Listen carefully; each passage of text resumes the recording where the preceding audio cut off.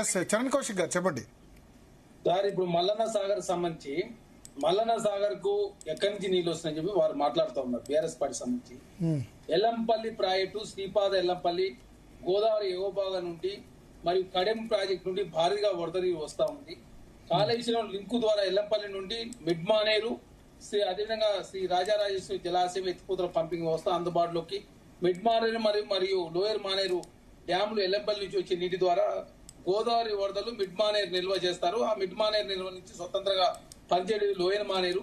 ఎగువ వరద నుంచి గోదావరి నదిపై ఉన్నటువంటి అతిపెద్ద ప్రాజెక్టు శ్రీరామ్ సాగర్, అక్కడి నుంచి మల్లన్న సాగర్కి వస్తా ఉంది.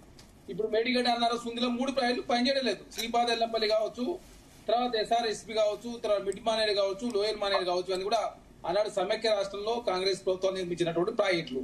ఇప్పుడు ఆ 3 ప్రాజెక్టులు పనిచేయకుండా కూడా మల్లన్న సాగర్ నీరు వస్తా ఉన్నాయి. మల్లన్న సాగర్ నుంచి హైదరాబాద్ సంబంధించినటువంటి తాగునీటి అవసరాల కోసం కాంగ్రెస్ ప్రభుత్వం హైదరాబాద్ తీసుకొని రావడం కోసం దాదాపు ఆల్రెడీ టెండర్ పిలిచి పనులు జరుగుతూ ఉన్నాయి. కాబట్టి అంటే ఏ నీళ్లు వచ్చినా కూడా సూర్యాపేట వరకు నీళ్లు వచ్చినా అన్ని కూడా కాళేశ్వరం నీళ్ళు అని చెప్పేసి తెలంగాణ సమాజాన్ని తప్పుదారి పడిచే ప్రయత్నం చేసిన మాట వాస్తవం.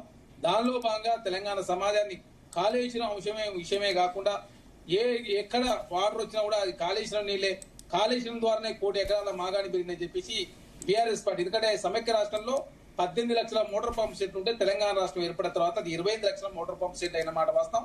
వర్షాభావం మూలంగా కావచ్చు, తెలంగాణ రాష్ట్రంలో చెరువులు కావచ్చు, బోర్ల ద్వారా తెలంగాణ రాష్ట్రం ఒరిస్సా పెడితే అది మేము చేసినట్టు సాగు మూలంగానే పెరిగిందని చెప్పేసి తెలంగాణ సమాజాన్ని ఎక్కడ సౌండ్ వస్తుంది పీసీఆర్ చూడండి సార్. ఇక్కడ చాలా స్పష్టంగా ఎవరైనా గుర్తుపెట్టారు, పీసీఆర్ వేరే ఎక్కడి నుంచో సౌండ్ వస్తుంది, ఒకసారి మిగతా వాళ్ళు మ్యూట్ చేయండి. పనులు కాంగ్రెస్ ప్రభుత్వం చేయదు. ఖచ్చితంగా ఈ అంశం విషయంలో రిటైర్ ఇంజనీర్లు ఇచ్చినటువంటి రిపోర్ట్ అంశం విషయంలో ప్రభుత్వం మళ్ళీ సెకండ్ ఒపీనియన్ తీసుకుని ఖచ్చితంగా ముందుకు పోతారు. రైతాంగానికి నష్టమయ్యే పనులు కాంగ్రెస్ ప్రభుత్వం ఎక్కడ చేయదు. అదేవిధంగా డమాచారం పోయే ఉద్దేశం కాంగ్రెస్ ప్రభుత్వాలు లేదు. కాళేశ్వరం ప్రాజెక్టు మేమే కట్టినాం, ఇక ప్రపంచంలో ఎవరు కట్టలేదని చెప్పి పెద్ద ఎత్తున ప్రచారం చేసుకుంది మీరు. కాళేశ్వరం ప్రాజెక్టు అత్యధిక వడ్డీ రేట్లు తీసుకొచ్చి ఆ ప్రాజెక్టు నిర్మించింది మీరు. దానికి అత్యధికంగా కరెంటు బిల్లు చెల్లించింది మీరు. దాన్ని వాడుకోకుండా అనవసరం మీ ఆయనలో కుంగిపోతే దాన్ని కాంగ్రెస్ ప్రభుత్వానికి ఆపాదించే ప్రయత్నం కూడా చేస్తున్నది కూడా మీరే. కాబట్టి ఇక్కడ జోష్ కమిషన్ కావచ్చు, ఎన్డీఏసీ రిపోర్ట్ కావచ్చు, హైకోర్టులో కేసులు కావచ్చు, ఇవన్నీ ఉన్నాయి. కాబట్టి నిపుణుల సలహా సూచన మేరకు ఖచ్చితంగా ఈ రోజు రిటైర్ ఇంజనీర్లు కూడా దాన్ని వాడుకోవాలని చెప్పేసి రిపోర్ట్ ఇచ్చింది. కాబట్టి దాని మీద కూడా ప్రభుత్వం సెకండ్ ఒపీనియన్ పోయి ఖచ్చితంగా నిర్ణయం వాడుకోవాలని చెప్పేసి దానివల్ల ఎవరికి నష్టం జరగదు. ఈ 44 గ్రామాలు కావచ్చు, భద్రాచలం కావచ్చు, ఖమ్మం జిల్లాకు నష్టం జరగదని చెప్పేసి సెకండ్ ఒపీనియన్ ఖచ్చితంగా వచ్చినట్లేదు. ఖచ్చితంగా ప్రభుత్వం వాడుకోవడానికి రైతు ప్రయోజనాలు కాపాడే ప్రయత్నంలో కాంగ్రెస్ ప్రభుత్వం ముందే ఉంటది. రైతు ప్రయోజనాలు ఎక్కడ కూడా నష్టమే పనులు కాంగ్రెస్ ప్రభుత్వం చేయదు. కాబట్టి అనవసరంగా రైతాంగం దృష్టిలో కాంగ్రెస్ ప్రభుత్వం మీద చెడు ప్రచారం చేసే ప్రయత్నం బీఆర్ఎస్ పార్టీ చేస్తా ఉంది. చేసిన తప్పులని వాళ్ళే చేసి, చేసిన పాపాలను వాళ్ళే చేసి, ఆ పాపాలను ఆ తప్పులను కూడా కాంగ్రెస్ పార్టీకి అంటగట్టే ప్రయత్నం జరుగుతా ఉంది. ఖచ్చితంగా కాళేశ్వరం ప్రాజెక్టు సంబంధించి అంటే చరణ్ కౌశిక్ గారు, ఇప్పుడు ప్రభుత్వం దృష్టిలో ప్రస్తుతం ప్రాధాన్యం మరమ్మతులకా నీటి లిఫ్టింగ్ కా? రైతులకు ఈ సీజన్ లో నీటి కొరత రాకుండా ప్రభుత్వం ఇప్పుడు ఎలాంటి చర్యలు తీసుకుంటుంది? ఫస్ట్ మేడం, ఇక్కడ ఉత్తమ్ కుమార్ రెడ్డి గారే చాలా స్పష్టంగా మాట్లాడారు. మిగతా టెక్నికల్ అంశాల విషయంలో ఖచ్చితంగా నిపుణులతో మాట్లాడిన తర్వాత రాష్ట్ర ప్రభుత్వ నిర్ణయాన్ని మేము ప్రకటిస్తామని చెప్పి చాలా స్పష్టంగా ఒప్పుకున్నారు. ఎన్డీఏసీ మాత్రం దయచేసి అక్కడ వాటర్ స్టోరేజ్ చేయదని చెప్తా ఉన్నారు.